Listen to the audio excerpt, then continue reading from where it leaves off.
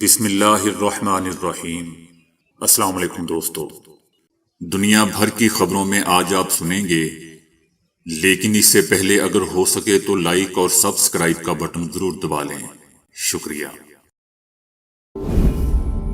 امریکہ کے صدر Joe Biden نے کہا ہے کہ اب بھی ممکن ہے کہ اسرائیلی وزیر اعظم نیتن یاہو کسی نہ کسی شکل میں فلسطینی ریاست کے لیے قیام پر راضی ہو جائیں۔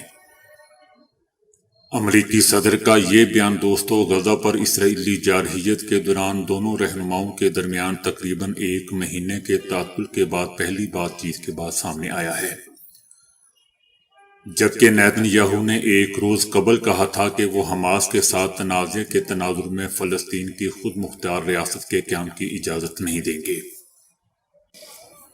تاہم صدر جو بائیڈن نے اسرائیلی وزیر اعظم سے ٹیلی فونک گفتگو کے بعد کہا کہ یہ ناممکن نہیں ہے کہ نیتن یاہو کے بیان کے باوجود مشرق وسطی میں تناؤ کو ختم کرنے کے لیے کئی دہائیوں سے جاری دو ریاستی حل کی کوششیں بارآور ثابت ہوں۔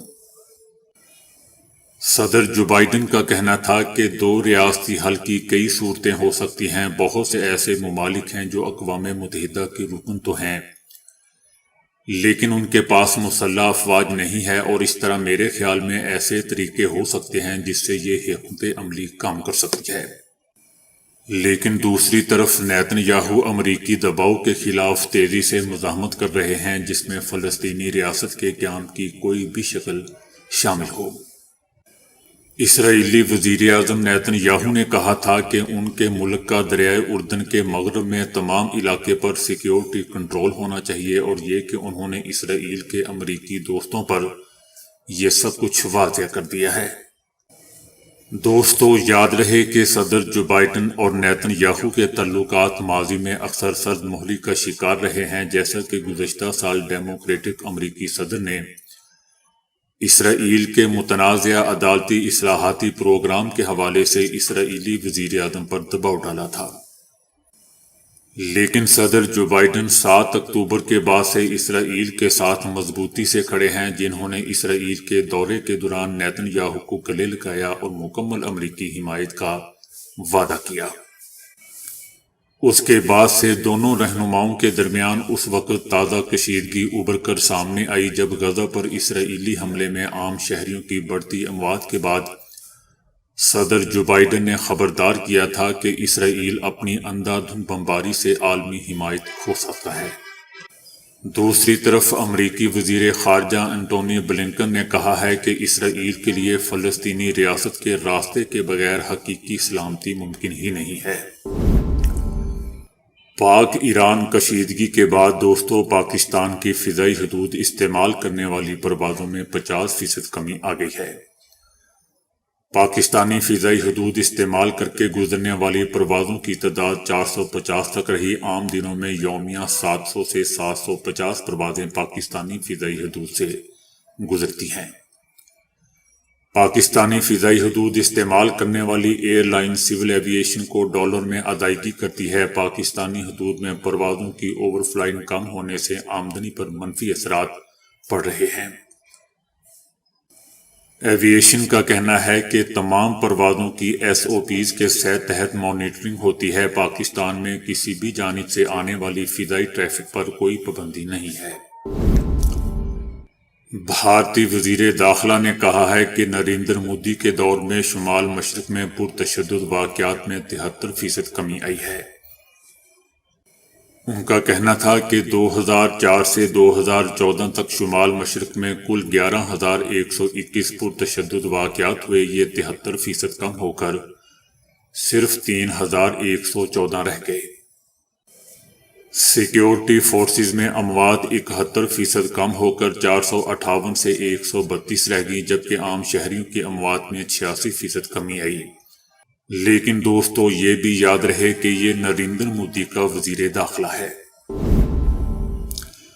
PTI رہنما ڈاکٹر یاسمین راشد کا کہنا ہے کہ نواز شریف ایک 73 سالہ بوڑھی خاتون سے ڈر کر اندر بیٹھا ہوا ہے۔ نواز شریف باہر نکلیں تو ان کو لوگ بتائیں گے۔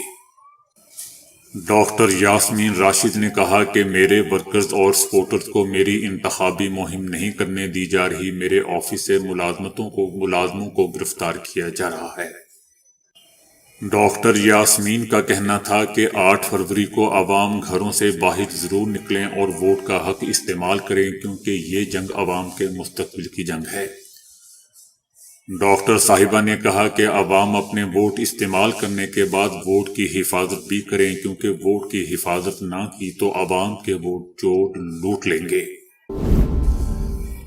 شمالی کوریا میں 2 16 سالہ لڑکوں کو جنوبی کوریا کی فلمیں اور میوزک ویڈیوز دیکھنے کے الزام میں 12 سال قید کی سزا سنا دی گئی۔ شمالی کوریا میں ان دنوں دوستوں نوجوانوں کو جنوبی کوریا کے معروف میوزیکل بینڈ کے پاپ کے گانے سننے اور ویڈیوز دیکھنے کے الزام میں گرفتار کیا گیا تھا۔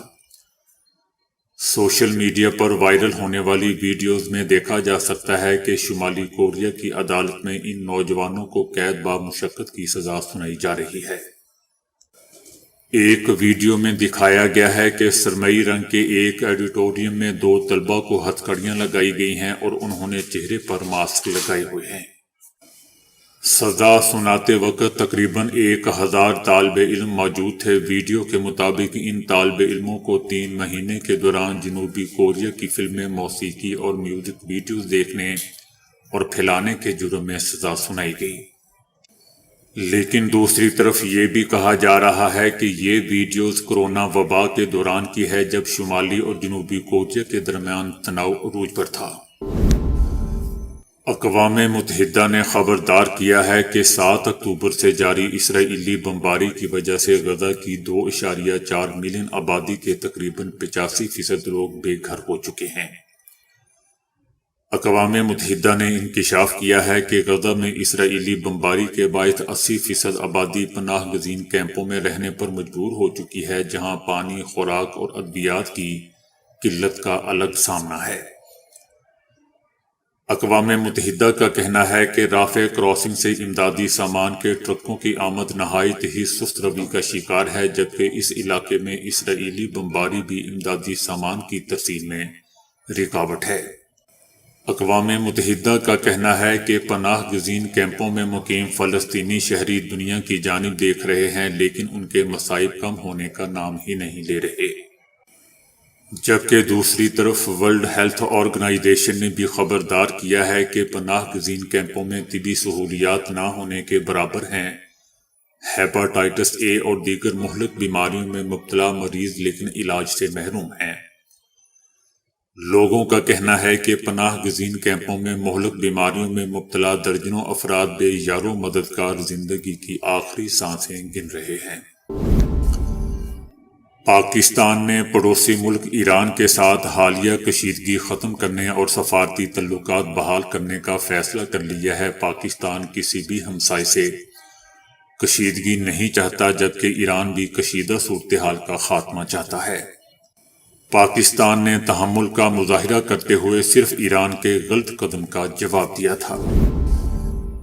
اسرائیل میں حماس کے ہاتھوں 7 اکتوبر کو یرغمال بننے والے اسرائیلی شہریوں کے درجنوں رشتہ داروں نے ہفتے کے روز کیسریا میں اسرائیلی وزیر اعظم نیتن یاہو کی نجی رہائش گاہ کے باہر احتجاج کیا۔ حکومت کی جانب سے قیدیوں کے تبادلے کے نئے معاہدے پر پیش رفت نہ ہونے کے خلاف احتجاج کرنے کی غرض سے مظاہرین نے نیتن یاہو کے گھر کے باہر خیموں میں رات گزارنے کا ارادہ کیا۔ جن یرغمالیوں کے بارے میں خیال ہے کہ وہ حماس کی قید میں ہیں، ان کے بارے میں حماس نے کہا ہے کہ وہ غزہ میں اسرائیل کی تباہ کن فوجی کارروائی کے خاتمے کے بغیر ان 100 سے زیادہ یرغمالیوں کو رہا نہیں کرے گی۔ جبکہ اسرائیل کہتا ہے کہ اس نے بڑی حد تک شمالی غزہ میں بڑی کارروائیاں مکمل کر لی ہیں اور اب اس کی توجہ مرکزی علاقے اور جنوبی شہر خان یونس پر مرکوز ہے۔ اسرائیل کا کہنا ہے کہ لڑائی مزید کئی مہینوں تک جاری رہے گی، کیونکہ فوج حماس کو ختم کرنے اور مزاحمت کار گروپ کے 7 اکتوبر کے حملے کے دوران یرغمال بنائے گئے متعدد افراد کو واپس لانے کی کوشش کر رہی ہے۔ یورپی یونین کی خارجہ پالیسی کے سربراہ جوزف بوریل نے کہا ہے کہ اسرائیل نے فلسطینی گروپ حماس کی تشکیل کے لیے مالی اعانت فراہم کی تھی، جبکہ اسرائیلی وزیر اعظم نیتن یاہو ایسے الزامات کی تردید کر چکے ہیں۔ اسرائیلی حکومت کے مخالفین اور کچھ عالمی میڈیا نے نیتن یاہو کی حکومت پر الزام لگایا ہے کہ وہ برسوں سے غزہ کے حکمراں حماس کو پس پردہ حمایت سے بالخصوص قطر کی مالی امداد کی فراہمی کی اجازت دے کر پھلنے پھولنے کا موقع دے رہی ہے۔ یورپی یونین کے اس سربراہ کا کہنا تھا کہ جی ہاں، حماس کو اسرائیل کی حکومت نے الفتح کے زیر قیادت فلسطینی اتھارٹی کو کمزور کرنے کی کوشش میں مالی امداد فراہم کی تھی۔ ان کا کہنا تھا کہ ہم صرف اس بات پر یقین رکھتے ہیں کہ بیرونی مسلط کردہ دو ریاستی حل امن لائے گا، اگرچہ اسرائیل نفی پر اصرار کر رہا ہے۔ دوستو، صدر محمود عباس جو فلسطین لبریشن آرگنائزیشن کے سربراہ بھی ہیں، ان کی قیادت میں فتح تحریک کی وفادار افواج کے ساتھ ایک مختصر خانہ جنگی ہوئی، جس کے بعد حماس نے 2007 سے غزہ کی پٹی کو چلایا ہے۔ روسی وزارت خارجہ نے ماسکو میں ہونے والی بات چیت کے دوران حماس سے مطالبہ کیا ہے کہ وہ اپنے زیر حراست تمام یرغمالیوں کو رہا کر دے، جبکہ دوسری جانب غزہ میں انسانی بحران شدید تر ہوتا جا رہا ہے اور اسرائیلی بمباری سے اموات کا سلسلہ رک نہیں سکا ہے۔ دوستو، یاد رہے کہ 7 اکتوبر کو حماس نے اچانک حملہ کیا تھا، جس کے دوران حماس نے اسرائیلی فوجی اڈوں، سرحدی بستیوں میں گھس کر حملہ کیا تھا، جس کے نتیجے میں تقریباً 1400-1500 افراد مارے گئے تھے، جن میں اکثریت عام شہریوں کی تھی۔ اقوام متحدہ نے کہا ہے کہ غزہ میں 3 ماہ قبل شروع ہونے والے اسرائیلی حملوں کے بعد سے اب تک ہزاروں بچے ایسے حالات میں پیدا ہوئے ہیں جو ناقابل یقین ہیں۔ خواتین موت کے منہ میں جا رہی ہیں۔ نرس کو بچوں کی جان بچانے کے لیے خواتین کا ہنگامی طور پر بڑا آپریشن کرنا پڑ رہا ہے۔ اقوام متحدہ کے مطابق اسرائیلی جارحیت کے آغاز کے بعد سے اب تک تقریباً 20,000 بچے پیدا ہو چکے ہیں۔ اس ہولناک جارحیت کے دوران ہر 10 منٹ میں ایک بچہ دنیا میں آ رہا ہے۔ ماں بننا خوشی کا وقت ہوتا ہے، لیکن غزہ میں پیدا ہونے والا بچہ جہنم میں آتا ہے۔ اقوام متحدہ نے اس ضمن میں فوری بین الاقوامی سطح پر اقدام پر زور دیا ہے۔ اقوام متحدہ کا کہنا ہے کہ نوزائیدہ بچے تکلیف میں ہیں، مائیں خون بہنے سے موت کے منہ میں جا رہی ہیں۔ ہم سب کو رات کو نیند نہیں آنی چاہیے۔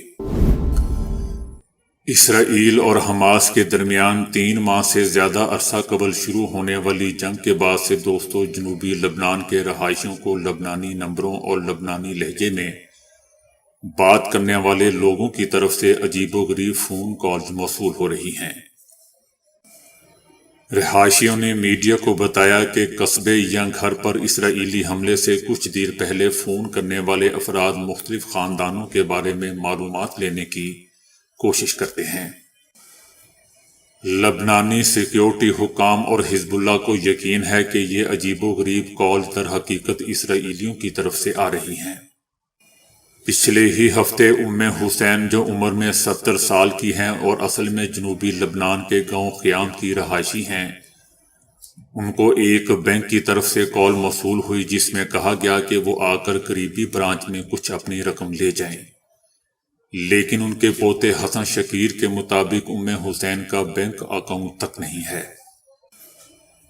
پوتے نے بتایا کہ کال ختم ہونے کے تھوڑی دیر بعد اسرائیلی حملے نے گاؤں میں اس کے ساتھ والے گھر کو نشانہ بنا ڈالا۔ حزب اللہ نے جنوب میں واقع دیہات کے رہائشیوں سے کہا ہے کہ وہ لبنانی نمبروں سے کال کرنے والے لوگوں کو کوئی معلومات فراہم نہ کریں جنہیں وہ پہچانتے نہ ہوں، کیونکہ دشمن ایسی معلومات کا فائدہ اٹھاتے ہوئے ان گھروں میں ہمارے بھائی مزاحمت کاروں کی یقینی موجودگی کے بارے میں جاننے کی کوشش کرتا ہے جنہیں وہ نشانہ بنانا چاہتا ہے۔ آرمی انٹیلیجنس اور پولیس ان کالز کی تفتیش کر رہی ہے جو ان کے خیال میں اسرائیل سے کی گئی ہیں۔ بلاول بھٹو زرداری کا کہنا ہے کہ میں واحد سیاستدان ہوں جو عوام کی طرف دیکھ رہا ہے، دیگر تمام سیاستدان خلائی مخلوق سے امید لگائے ہوئے ہیں۔